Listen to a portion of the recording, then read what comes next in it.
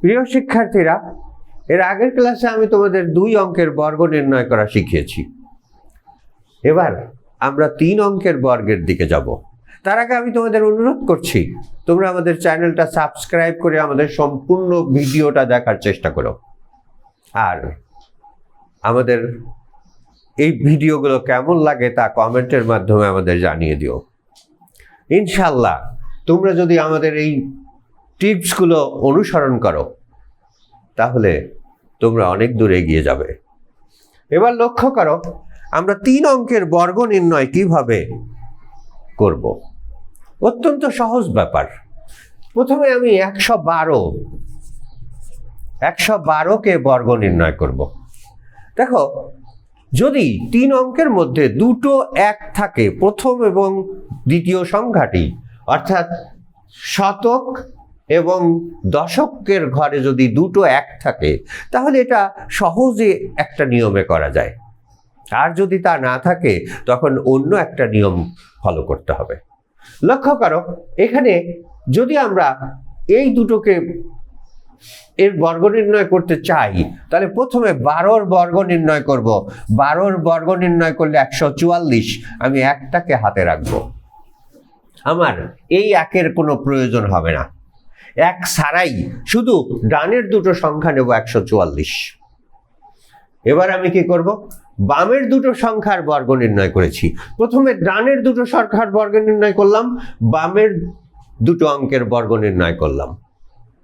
তার মানে ডানের দুটো অঙ্ক 12, 12র হচ্ছে 144, আমি শুধু 44টা গ্রহণ করব।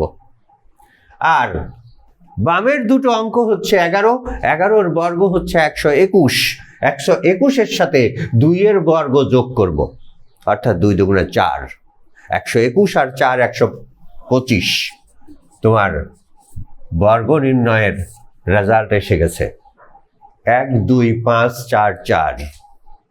অত্যন্ত সহজ ব্যাপার। 1 সেকেন্ড সময় লাগবে, 1 থেকে 2 সেকেন্ড সর্বোচ্চ। তুমি চেষ্টা করলে 1 সেকেন্ডের মধ্যেও পারবে। তো কাজেই কোনো ক্যালকুলেটর ব্যবহার ছাড়াই আমরা সহজেই বর্গ নির্ণয় করতে পারি। এবার আমরা একটু বড় সংখ্যায় যাচ্ছি। যেমন মনে করো একটা সংখ্যা 416, এটার আমরা বর্গ নির্ণয় করব। যদি আমরা প্রথমে ডানের দুটো সংখ্যার বর্গ নির্ণয় করব, ডানের দুটো সংখ্যার বর্গ নির্ণয় করলে হবে 256। 256-এর 2টা আমি হাতে রাখবো আর 56 বসাবো। এবার এই বামের সংখ্যাটা আর ডানের দুটো সংখ্যা গুণ করব, 4 16 64, তার সাথে গুণ করব এই 2, 4 সাথে 64, 4 16 64 আর 2 গুণ করলে 128, তার সাথে যোগ করব হাতের 2, 130। 130-এর আমি 30 নেব, একটা নেব না, হাতে রাখবো। আবার 4 4 16 আর হাতের 1 17, গুণ তোমার বর্গ নির্ণয় করলেই আসবে 17 30 56, একদম সঠিক উত্তর। আবার ধরো এই বর্গের ক্ষেত্রে আমি আরেকটা উদাহরণ দেই। যেমন ধরো আমরা 324-এর বর্গ নির্ণয় করব। ঠিক একই উপায়। 24-কে স্কোয়ার করলে ডানের দুটো অঙ্ক অর্থাৎ 24-কে স্কোয়ার করলে হবে 576। 576-এর 76টা লিখলাম, 5 হাতে রাখলাম।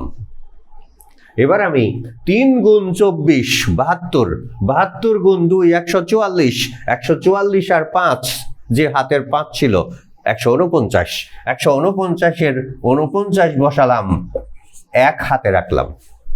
এবার আমি বামের সংখ্যাটার বর্গ নির্ণয় করব, অর্থাৎ 3 স্কোয়ার 9 আর হাতের 1 10। আমার বর্গের সঠিক উত্তর হয়ে গেছে 10 49 76। শিক্ষার্থীরা দেখতে পেয়েছ যে কোনো সংখ্যারই বর্গ নির্ণয় করা অত্যন্ত সহজ। তার জন্য ক্যালকুলেটরের কোনো দরকার নেই। আমরা যতক্ষণ ক্যালকুলেটর টিপব তার আগেই আমাদের বর্গ নির্ণয় হয়ে যাবে। এর জন্য আমি তো তোমাদের বুঝিয়ে করেছি, কিন্তু তুমি যদি তোমার ব্রেনে কাজ করো তাহলে দেখবে 2 সেকেন্ডের মধ্যে এই বর্গ নির্ণয় হয়ে গেছে।